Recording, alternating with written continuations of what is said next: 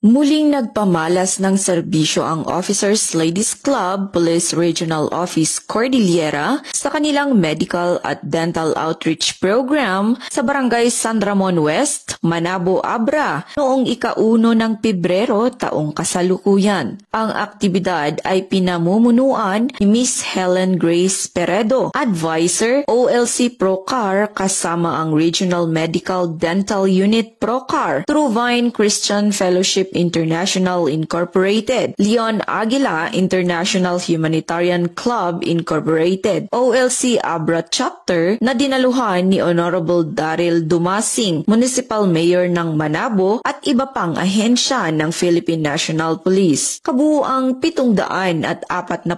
na residente, kabilang ang 100 dependent ng PNP ang nakinabang sa iba't ibang serbisyong medikal at dental, pamamahagi ng libreng eyeglasses, physical therapy, pagsusuri ng blood sugar, libreng gupit at counseling, habang ang mga bata ay nakatanggap ng tsinelas, jogging pants, merienda at lumahok sa mga parlor games na may premyo. Ipinahayag ni Honorable Mayor Dumasing ang kanyang pasasalamat sa kupunan para sa paghahatid ng iba't ibang serbisyo sa kanyang mga nasasakupan, habang pinasalamatan ni Mrs. Grace Peredo ang mga mapagbigay na katuwang ng Procar at ang mga tao sa likod ng tagumpay ng nasabing inisyatiba. Binanggit ang layunin ng kanilang organisasyon at nagpahayag ng pag-asa na ang outreach ay magsilbing inspirasyon sa lahat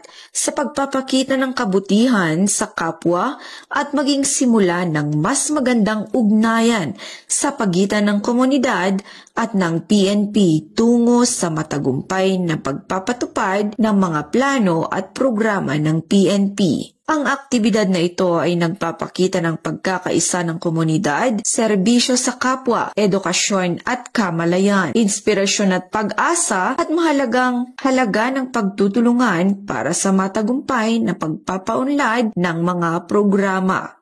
Mula dito sa rehiyon ng Cordillera, ako ang inyong PNN correspondent, Patrolwoman Jezebel Moyaw, alagad ng batas, tagataguyod ng Balitang Pulis.